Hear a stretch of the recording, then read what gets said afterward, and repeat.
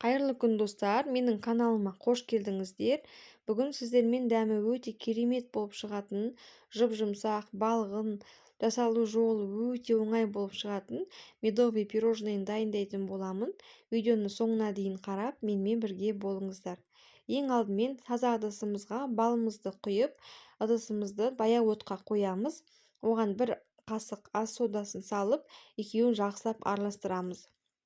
Бал мен сода қосылған уақытта осылай массасы үлкейіп аппақ болып көтеріледі. Оны тоқтаусыз араластырып тұрамыз. Әбден қоңыр түске енгенше жақсылап араластырамыз.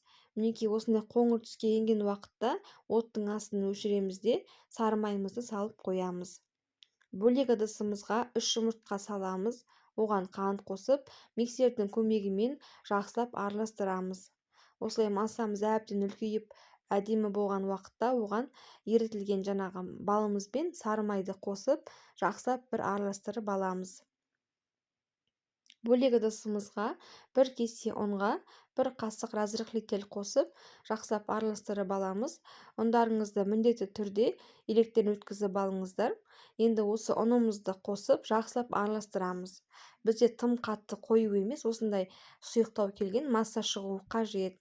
Дайын болған қамырымызды пергамент қағазын жайып, оның үстіне құйып, жақсылап біркелкілеп жайып аламыз. Осыны қызып тұрған пеште 180 градуста 10-15 минутта пісіріп аламыз. Мінекей біздің қамырымыз дайын болды. Осындай жұп-жұмсақ, үлпілдек болып піседі. Енді кезекте біз крем дайындайтын боламыз. Таза ыдысымызға сүт құйып, оған 2 қасық қант қосып, жақсылап араластырып аламыз. Оттың астын баяу жылдамдыққа қойып, сүтіміз жылыған уақытта оған 2,5 қасық ұн салып, жақсылап араластырамыз. Ұнымыз әбден қою болғанша тоқтамай араластырып тұрасыздар. Оттың асты міндетті түрде баяу болу керек. Егер қатты жалындап тұрған отқа пісірсеңіздер, сіздердің кремдеріңіз түйір-түйір болып, дұрыс шықпай қалады. Сол үшін міндетті түрде баяу отта осылай әбден қою болғанша жақсылап араластырасыздар. Қоюланған уақытта оған 2 жұмыртқаны салып, тағы да тоқтамай жақсылап араластырамыз. Біркелкі масса болғанша, түйіршіксіз болғанша жақсылап араластырасыздар. Дайын болғаннан кейін оттың астын өшіріп, кремімізді аламыз.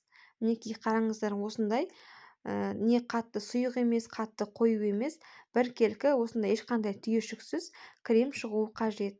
Дайын болған кремімізді суытуға қойып қоямыз, бірақ кремді толығымен суытпаймыз. Крем жылы болған уақытта оған бөлме температурасындағы сары майды салып, жақсылап араластырамыз. Одан кейін 3 қасық сгущенка қосып, барлығын жақсылап араластырып аламыз. Осымен біздің креміміз дайын болады. Енді коржымыздың шеттерін алып тастаймыз, бірақ оны лақтырмаймыз. Бізге ол қазір ұнтақ болу үшін керек болады. Мінекей осылай біркелкі қылдырып кесіп алдым. Енді дайын болған корждарымды 8 бөлікке бөліп алдым. Енді пирожныйларымызды жинайтын боламыз. Осылай алдымен астына бір коржымызды қойып, оған жақсылап крем жағатын боламыз.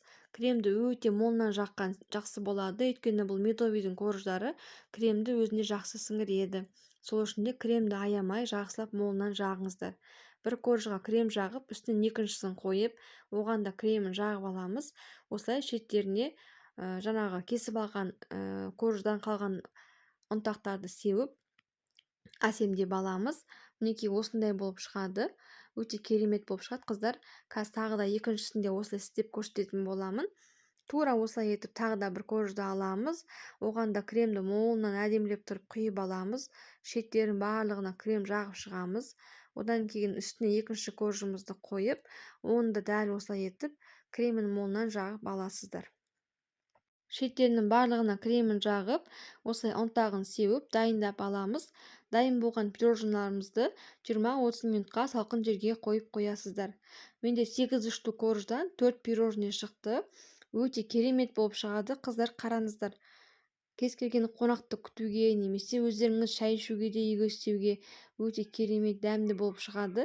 Ешқандай да қымбат ингредиенттер қоспайсыздар. Барлығы қолда бар нәрседен жасалады. Жасап көріңіздер. Рецебі өте оңай.